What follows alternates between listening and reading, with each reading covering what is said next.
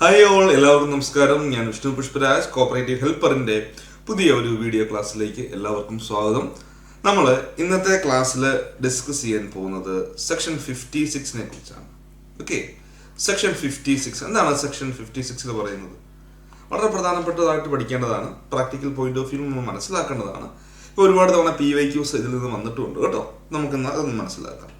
അപ്പോൾ സെക്ഷൻ 56 പറയുന്നത് disposal of net പ്രോഫിറ്റിനെ കുറിച്ചാണ്, അല്ലെ? അറ്റ ലാഭം, ഒരു സൊസൈറ്റിയുടെ അറ്റ ലാഭം വിഭജിച്ച് കൊടുക്കുക, അല്ലെ ഡിസ്പോസ് ചെയ്യുക. അതാണ് സെക്ഷൻ 56 പഠിക്കാനുള്ളത്. ഓർക്കുക, ഡിസ്പോസൽ ഓഫ് നെറ്റ് പ്രോഫിറ്റ്. ഇവിടെ നമ്മൾ ആദ്യം മനസ്സിലാക്കണം, ആരാണ് ഒരു സംഘത്തിന്റെ പ്രോഫിറ്റ് ഡിസ്പോസ് ചെയ്യുന്നത്. ഓക്കെ, ആരാണ് ഡിസ്പോസ് ചെയ്യുന്നത് ആദ്യം മനസ്സിലാക്കേണ്ടതാണ്. ആരാണ് സംഘത്തിന്റെ നെറ്റ് പ്രോഫിറ്റ് വീതിച്ചു കൊടുക്കുക അല്ലെങ്കിൽ വിഭജിച്ച് കൊടുക്കുക എന്ന് ചോദിച്ചാൽ ഓർത്തേക്ക്, അത് സംഘത്തിന്റെ ജനറൽ ബോഡിയാണ് അല്ലെങ്കിൽ പൊതുയോഗമാണെന്ന് ഓർത്ത് വെച്ചേക്കുക. ആരാണ്? ജനറൽ ബോഡി, അല്ലെ? പൊതുയോഗമാണ്. പൊതുയോഗമാണ് സംഘത്തിന്റെ നെറ്റ് പ്രോഫിറ്റ് വീതിച്ചു കൊടുക്കുക. അപ്പൊ നമുക്ക് ഇഷ്ടമുള്ള രീതിയിലൊന്നും അങ്ങനെ വീതിക്കാൻ പറ്റില്ല. ഇവിടെ അതുമായി ബന്ധപ്പെട്ട കുറച്ച് വ്യവസ്ഥകൾ, കുറച്ച് പ്രൊവിഷൻസ് പറയുന്നുണ്ട്. ഓക്കെ, അപ്പൊ നമുക്ക് അത് ഒന്ന് ജസ്റ്റ് പരിശോധിക്കാം. ആദ്യം പറയുകയാണ്, A society shall out of its net profit in any year. അപ്പൊ ഏത് വർഷമാണെന്ന് പറയാണ്, ഒരു സംഘം അതിന്റെ നെറ്റ് പ്രോഫിറ്റിൽ നിന്ന്, അല്ലെ? സെക്ഷൻ 56 സബ്സെക്ഷൻ 1 ക്ലോസ് സെയിൽ പറയാണ്, transfer an amount not to be in less than 15% of the net profit to the reserve fund. അപ്പൊ ആദ്യം അവർ പറയുകയാണ്, അവരുടെ പ്രോഫിറ്റിന്റെ 15% കുറയാത്ത ഒരു തുക. അപ്പൊ നിങ്ങൾ അത് മനസ്സിലാക്കണം, അങ്ങനെ തന്നെ പഠിക്കണം. Not be in less than, അല്ലെ? 15% കുറയാത്തൊരു തുക. പലരും ആൾക്കാർ 15% പറയാറുണ്ട്. അങ്ങനെയല്ല, 15 കുറയാൻ പാടില്ല. ക്ലിയർ അല്ലേ? Not be in less than 15%, 15% കുറയാത്ത ഒരു തുക കരുതൽ ധനത്തിലേക്ക് ട്രാൻസ്ഫർ ചെയ്യണം, അല്ലെങ്കിൽ റിസർവ് ഫണ്ടിലേക്ക് ട്രാൻസ്ഫർ ചെയ്യണം എന്ന് ഓർത്ത് വെച്ചേക്കുക. അതാണ് ആദ്യം ചെയ്യേണ്ടത്. രണ്ടാമതായിട്ട് പറയുന്നുണ്ട്, നോക്കിയേ, credit such portion of the net profit not exceeding 5%, അല്ലെ? അപ്പൊ 5% അധികരിക്കാത്ത ഒരു തുക ആസ് മേ ബി പ്രിസ്ക്രൈബ്ഡ്, അത് നിർണ്ണയിക്കപ്പെട്ട പ്രകാരം 5% അധികരിക്കാത്തൊരു തുക. നമ്മൾ റൂളിലേക്ക് വരും, പ്രോപ്പർ 5% പഠിക്കും കേട്ടോ. 5% എങ്ങോട്ട് നമ്മൾ വക മാറ്റണം പറയുന്നുണ്ട്. ഇത് cooperative education fund referred in close okay of subsection 2 of 109. അപ്പം അത്ര മനസ്സിലാക്കിയാൽ മതി. 5% തുക, അല്ലെങ്കിൽ 5% അധികരിക്കാത്ത ഒരു തുക സഹകരണ വിദ്യാഭ്യാസ ഫണ്ടിലേക്ക് വക മാറ്റണം, അല്ലെ? കോപ്പറേറ്റീവ് എഡ്യൂക്കേഷൻ ഫണ്ടിലേക്ക് നമ്മൾ നെറ്റ് പ്രോഫിറ്റ് 5% നോക്കുക. അവിടെ ഒരു മിനിമവും മാക്സിമം, അതൊക്കെ പ്രോപ്പർ റൂളിലാണ് പറയുന്നത്. ഞാൻ ജസ്റ്റ് ഇവിടെ പറയുന്നുണ്ട്, മിനിമം എത്ര രൂപ, മാക്സിമം എത്ര രൂപ എന്ന് പറഞ്ഞു, അല്ലെ? മിനിമം 2000 രൂപ, അല്ലെ? മിനിമം 2000, മാക്സിമം 1,00,000 രൂപ എന്ന് ഓർത്ത് വെച്ചേക്കുക. ക്ലിയർ അല്ലേ? അപ്പൊ ഓർത്ത് വെച്ചേക്കുക, credit such portion of the net profit not exceeding 5% as may be prescribed. നിർണ്ണയിക്കപ്പെട്ട പ്രകാരം നെറ്റ് പ്രോഫിറ്റിന്റെ 5% അധികരിക്കാത്ത ഒരു തുക cooperative education fund referred to in clause എത്രയാണ്? 19, അല്ലെ? Clause 19 of subsection 2 of section 109. Minimum 2000, maximum 1,00,000. ഒരുപാട് തവണ ഇപ്പൊ നമ്മുടെ അമെന്റ്മെന്റിന് ശേഷം വന്നിട്ടുള്ളതാണ്. റൂൾ അമെന്റ്മെന്റിന് ശേഷമാണ് അതിനെ 1,00,000 ഉയർത്തിയത്. നേരത്തെ എത്രയായിരുന്നു? 60,000 ആയിരുന്നു. ഇപ്പോൾ 1,00,000 ഉയർത്തിയിട്ടുണ്ട്. അപ്പൊ അതൊന്ന് മനസ്സിലാക്കിയേക്കുക, കാരണം ചോദ്യം വന്നിട്ടുണ്ട് കേട്ടോ. ഓക്കെ, ഞാൻ വീണ്ടും പറയണം മക്കളെ, ഇവിടെ എന്താണ് ചോദ്യം വന്നിട്ടുണ്ട്. PYQ വന്നിട്ടുള്ള ഏരിയയാണ്. 1,00,000 രൂപ, മിനിമം 2000, മാക്സിമം 1,00,000 രൂപ. ഇനി ഈ ഒരു കോപ്പറേറ്റീവ് എഡ്യൂക്കേഷൻ ഫണ്ട്, അല്ല സഹകരണ വിദ്യാഭ്യാസ ഫണ്ടിന്റെ കസ്റ്റോഡിയൻ ആരാന്ന് ചോദിച്ചിട്ടുണ്ട്, അല്ലെ? കോപ്പറേറ്റീവ് എഡ്യൂക്കേഷൻ ഫണ്ടിന്റെ കസ്റ്റോഡിയൻ ആരാണ്? അത് സംസ്ഥാന സഹകരണ യൂണിയൻ അല്ലെങ്കിൽ SCU ആണെന്ന് ഓർത്ത് വെച്ചേക്കുക. ഓക്കെ, സംസ്ഥാന സഹകരണ യൂണിയൻ അല്ലെങ്കിൽ SCU ആണെന്ന് ഓർത്ത് വെച്ചേക്കുക. അപ്പൊ ആദ്യം നമ്മൾ പറഞ്ഞ എന്താണ്? റിസർവ് ഫണ്ട്, അല്ലെ? 15% കുറയാത്തൊരു തുക റിസർവ് ഫണ്ടിലേക്ക് വക മാറ്റണം. രണ്ടാമതായിട്ട് നമ്മൾ പറഞ്ഞു കോപ്പറേറ്റീവ് എഡ്യൂക്കേഷൻ ഫണ്ട് 5% അല്ലെങ്കിൽ 5% അധികരിക്കാത്തൊരു തുക കോപ്പറേറ്റീവ് എഡ്യൂക്കേഷൻ ഫണ്ടിലേക്ക് വക മാറ്റണം. മിനിമം 2000, മാക്സിമം 1,00,000 എന്ന് ഓർത്ത് വെച്ചേക്കുക. ക്ലിയർ അല്ലേ? മൂന്നാമതായിട്ട് പറയുകയാണ് 10% of the net profit to the cooperative member relief fund. അപ്പൊ അംഗസമാശ്വാസ നിധി നമുക്ക് പ്രോപ്പറായിട്ട് റൂളൊക്കെ പഠിക്കുമ്പോൾ വിശദമായിട്ട് പഠിപ്പിക്കാം കേട്ടോ. എന്താണ് ആ സംഭവം, എങ്ങനെയാണ് എന്താ കാര്യങ്ങളൊക്കെ പറഞ്ഞുതരാം. ഇവിടെ ജസ്റ്റ് ഓർത്ത് വെച്ചിട്ട് 10%, നമ്മുടെ നെറ്റ് പ്രോഫിറ്റിന്റെ 10% ഇങ്ങോട്ട് വക മാറ്റണം. ആ കോപ്പറേറ്റീവ് മെമ്പർ റിലീഫ് ഫണ്ടിലേക്ക് വക മാറ്റണം, അല്ലെ? സഹകരണ എന്താ പറയാ, അംഗസമാശ്വാസ നിധി എന്നൊക്കെ പറയും. ഓക്കെ, അപ്പൊ അവിടെ ഒരു മാക്സിമം എമൗണ്ട് പറയുന്നുണ്ട്, അവിടെ മിനിമം അല്ല. അവിടെ ഒരു മാക്സിമം എമൗണ്ട് 1,00,000 എന്ന് പറയുന്നത് കേട്ടോ. മാക്സിമം എത്രയാണ്? 1,00,000 രൂപ മാക്സിമം, അതിൽ കൂടണ്ട. നമ്മൾ 10% നോക്കുമ്പോൾ ഇപ്പോൾ ഒരുപാട് 1,00,000 മണ്ട വരുവാണെങ്കിൽ 1,00,000 രൂപ കൊടുത്താൽ മതി. അതാണ് പറയാം മാക്സിമം ഒരു 1,00,000 രൂപയായിട്ട് അതിനെ നിജപ്പെടുത്തിയിട്ടുണ്ടെന്ന് ഓർത്ത് വെച്ചേക്കാം. ഇപ്പോൾ സാധാരണ വിദ്യാഭ്യാസ ഫണ്ടാണെങ്കിൽ പോലും 1,00,000 രൂപയായിട്ട് എന്ത് ചെയ്തിട്ടുണ്ട്, അവിടെ നിജപ്പെടുത്തിയിട്ടുണ്ടെന്ന് ഓർത്ത് വെച്ചേക്കുക. അടുത്ത പറയുന്നത് credit 5% of net profit to the professional education fund അല്ലേ. അത് professional education fund registrar maintain ചെയ്യുന്ന പ്രൊഫഷണൽ എഡ്യൂക്കേഷൻ ഫണ്ടിലേക്ക് എത്ര ശതമാനമാണ് വക മാറ്റേണ്ടത് ഓർത്ത് വെച്ചേക്കുക. അവിടെയും 5% ഓർത്ത് വെച്ചേക്കുക. Okay, 5% professional education fund registrar maintain ചെയ്യുന്ന പ്രൊഫഷണൽ എഡ്യൂക്കേഷൻ ഫണ്ടിലേക്ക് 5% വക മാറ്റണമെന്ന് പറയുന്നുണ്ട്. റൂളിൽ കുറച്ചുകൂടെ മനസ്സിലാക്കാം. റൂൾ പഠിക്കുമ്പോൾ ഞാൻ ബാക്കി കാര്യം പറയാം. ഇനി ഇത്രയും ഈ 4 നമുക്ക് എന്തെന്ന് പറയാം, സ്റ്റാറ്റ്യൂട്ടറി റിസർവ് എന്ന് പറയാം അല്ലേ. ഈ 4 എന്താണ്? സ്റ്റാറ്റ്യൂട്ടറി റിസർവ് എന്ന് ഓർത്ത് വെച്ചേക്കുക. ഇപ്പൊ നമ്മൾ പറയുന്ന 4 ഇല്ലേ, മസ്റ്റായിട്ട് മാറ്റണം. ഏതൊക്കെയാണ്? ഓർത്ത് വെച്ചേക്കുക. Reserve fund, cooperative education fund, member relief fund, അതിലെ പ്രൊഫഷണൽ എഡ്യൂക്കേഷൻ ഫണ്ട്. ഇത് 4 നമുക്ക് സ്റ്റാറ്റ്യൂട്ടറി റിസർവ് എന്ന് ഓർത്ത് വെച്ചേക്കുക. ഈ ഒരു പ്രൊഫഷണൽ എഡ്യൂക്കേഷൻ ഫണ്ടിന്റെ ഒരു മാക്സിമം ലിമിറ്റ് പറയുന്നുണ്ട് കേട്ടോ. അത് ഞാൻ പറയാൻ മറന്നു. അത് മാക്സിമം എത്രയാണ്? 1,00,000. മിനിമം ഇല്ല, മാക്സിമം 1,00,000 എന്ന് ഓർത്ത് വെച്ചേക്കുക. പ്രൊഫഷണൽ എഡ്യൂക്കേഷൻ ഫണ്ട് കേട്ടോ, ഞാൻ പറയാൻ വിട്ടുപോയതാണ്. ഇപ്പൊ ഇത്രയും നമ്മൾ മാറ്റി, ഈ 4 സ്റ്റാറ്റ്യൂട്ടറി റിസർവുകൾ മാറ്റണം. ഇപ്പൊ ഇവിടെ ഒരു ചോദ്യം വരും, ഈ സ്റ്റാറ്റ്യൂട്ടറി റിസർവ് ആരാണ് ക്രിയേറ്റ് ചെയ്യുന്നത് ചോദിക്കും. നെറ്റ് പ്രോഫിറ്റ് ഡിവൈഡ് ചെയ്യുന്നത് ആരാണ്? ഓൾറെഡി നമ്മൾ പറഞ്ഞു, അത് പൊതുയോഗമാണ്. അപ്പൊ ഈ സ്റ്റാറ്റ്യൂട്ടറി റിസർവ് ക്രിയേറ്റ് ചെയ്യുന്ന ആരാന്ന് ചോദിച്ചാൽ അത് ഓഡിറ്റർ എന്ന് ഓർത്ത് വെച്ചേക്കും കേട്ടോ. സ്റ്റാറ്റ്യൂട്ടറി റിസർവ് ക്രിയേറ്റ് ചെയ്യുന്നത് ആഡിറ്റർ ആണ് എന്ന് ഓർത്ത് വെച്ചേക്കുക. അപ്പൊ ഇത്രയും നമ്മൾ ആദ്യം ഭാഗം മാറ്റണം, 4. ഈ 4 മാറ്റിയതിനു ശേഷം ഇനിയാണ് നമ്മൾ കാര്യങ്ങൾ ചെയ്യാൻ പോകുന്നത് കേട്ടോ. ഇത്ര മാറ്റണം, മസ്റ്റായിട്ട് മാറ്റണം. ഇനി ബാക്കിയുള്ള കാര്യം നമുക്ക് നോക്കാം. ഇവിടെ പറയുകയാണ്, ആദ്യം ഈ 56(1) പറഞ്ഞിട്ടുള്ള സ്റ്റാറ്റ്യൂട്ടറി ആയിട്ടുള്ള റിസർവുകൾ വക മാറ്റിയതിനു ശേഷം നമുക്ക് തുക മിച്ചം ഉണ്ടെങ്കിൽ നമുക്ക് താഴെ പറയുന്ന കാര്യങ്ങൾക്ക് വേണ്ടി ഉപയോഗിക്കാം. ഒന്നാമത് പറയാണ്, the balance of the net profit may be utilised for all or any of the following purpose. താഴെ പറയുന്ന എല്ലാ കാര്യങ്ങൾക്കുമോ അല്ലെങ്കിൽ ഏതെങ്കിലുമൊക്കെ കാര്യങ്ങൾക്കോ എന്ത് ചെയ്യാം, ഈ മിച്ചമുള്ള നെറ്റ് പ്രോഫിറ്റ് നമുക്ക് ഉപയോഗിക്കാമെന്ന് പറയുന്നുണ്ട്.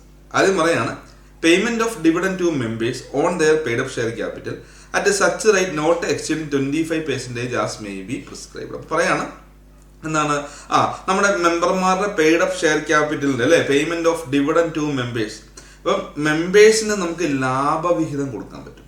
പുറത്ത് വെച്ചേക്കാം, മെമ്പേഴ്സിന് ലാഭവിഹിതം കൊടുക്കാം. Payment of dividend to its members. അംഗങ്ങൾക്ക് വേണമെങ്കിൽ നമുക്ക് നമ്മുടെ നെറ്റ് പ്രോഫിറ്റിൽ നിന്ന് ഇത്തരം കാര്യങ്ങൾ മാറ്റിയതിനു ശേഷം തുക മിച്ചം വരികയാണെങ്കിൽ നമുക്ക് ലാഭവിഹിതം കൊടുക്കാൻ പറ്റും എന്ന് ഓർത്ത് വെച്ചേക്കുക. ലാഭവിഹിതം എത്ര കൂടാൻ പാടില്ല? 25% കൂടാൻ പാടില്ല. ഓക്കെ, അവരുടെ പെയ്ഡ് അപ്പ് ഷെയർ ക്യാപിറ്റലിലാണല്ലേ, അതിന്റെ അടിസ്ഥാനത്തിലാണ് പറയുന്നത്. 25% അധികരിക്കാത്ത ഒരു തുക നമുക്ക് വേണമെങ്കിൽ എന്താണ് ഡിവിഡൻഡ് ആയിട്ട് കൊടുക്കാം. 25 കൂടാൻ പാടില്ല, 25% അധികരിക്കാൻ പാടില്ല. സെറ്റല്ലേ? 25% അധികരിക്കാത്ത തുക ലാഭവിഹിതമായിട്ട് കൊടുക്കാമെന്ന് പറയുന്നുണ്ട്. രണ്ടാമത് പറയുന്ന അംഗങ്ങൾക്ക് വേണമെങ്കിൽ ബോണസ് കൊടുക്കാം അല്ലേ. Bonus, payment of bonus to members on the amount or volume of business done by them with the society. അപ്പൊ സംഘവുമായി അവർ ഏർപ്പെട്ടിട്ടുള്ള ബിസിനസിന്റെ വോളിയത്തിന്റെ ഒക്കെ അടിസ്ഥാനത്തിൽ അല്ലെ എന്ത് ചെയ്യാൻ പറ്റും, പറയാം ബോണസ് കൊടുക്കാമെന്നും പറയുന്നുണ്ട് അല്ലെ. അപ്പൊ അംഗങ്ങൾക്ക് എന്തൊക്കെ കൊടുക്കാമെന്ന് ആദ്യം പറഞ്ഞു. ആദ്യം ഞാൻ പറഞ്ഞു ഡിവിഡൻഡ് 25% അധികരിക്കാത്ത തുക ഡിവിഡൻഡ് ആയിട്ട് കൊടുക്കാം, ബോണസ് കൊടുക്കാമെന്ന് ഓർത്ത് വെച്ചേക്കുക. പിന്നെ എന്താണ് 7% of net profit to agricultural credit stabilisation fund. അത് ടാക്സുകളൊക്കെയാണ് മെയിൻറ്റെയിൻ ചെയ്യേണ്ടത്, ബാക്കിയൊന്നും ചെയ്യേണ്ട കാര്യമില്ല. അഗ്രികൾച്ചറൽ ക്രെഡിറ്റ് സ്റ്റെബിലൈസേഷൻ ഫണ്ടിലേക്ക് അല്ലെ, പഠിക്കാനുള്ളതാണ്, ഞാൻ പഠിപ്പിച്ചോളാം. അഗ്രികൾച്ചറൽ ക്രെഡിറ്റ് സ്റ്റെബിലൈസേഷൻ ഫണ്ടിലേക്ക് 7% നമുക്ക് വക മാറ്റാമെന്ന് ഓർത്ത് വെച്ചേക്കുക. പിന്നെ ഇവിടെ ഒരു അമെന്റ്മെന്റിൽ കൂടെ ഡിലീറ്റ് ചെയ്തു. അത് ഏതാണെന്ന് ചോദിച്ചു കഴിഞ്ഞാൽ നമ്മൾ നേരത്തെ പ്രൊഫഷണൽ എഡ്യൂക്കേഷൻ ഫണ്ട് പണ്ട് സ്റ്റാറ്റ്യൂട്ടറി അല്ലായിരുന്നു, ഇപ്പോൾ സ്റ്റാറ്റ്യൂട്ടറി ആണ്. അപ്പൊ അതാണ് അതിലേക്ക് ഡിയിലേക്ക് പോയി. നമ്മളിവിടെ പഠിപ്പിച്ചില്ലേ, ഇതുണ്ട് എന്ത്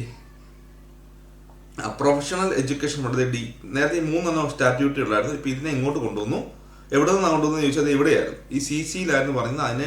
അതിനെ എന്ത് ചെയ്യുകയാണ്, അമെന്റ്മെന്റിലൂടെ ഇവിടുന്ന് ഡിലീറ്റ് ചെയ്ത് സ്റ്റാറ്റ്യൂട്ടറി ആക്കി മാറ്റി നോർത്ത് വെച്ചേക്കാം മതി. പിന്നെ പറയുന്നത് donations of amount not exceeding 10% of net profit. Net പ്രോഫിറ്റിന്റെ 10% അധികരിക്കാത്ത ഒരു തുക നമുക്ക് വേണമെങ്കിൽ ഡൊണേഷൻ ആയിട്ട് കൊടുക്കാമെന്ന് പറയുന്നുണ്ട് കേട്ടോ. Donation of amount not exceeding 10% of the net profit for any charitable purpose. ഇപ്പൊ ചാരിറ്റബിൾ പർപ്പസിന് വേണ്ടിയേ നമുക്ക് എന്ത് ചെയ്യാൻ കൊടുക്കാൻ പറ്റും, ഡൊണേഷൻ കൊടുക്കാൻ പറ്റുള്ളൂ.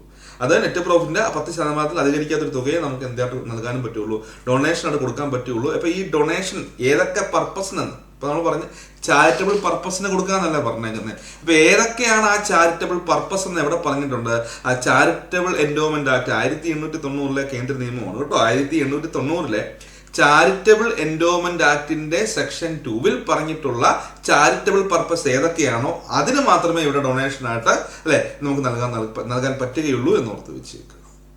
പറഞ്ഞത് എന്താണ്?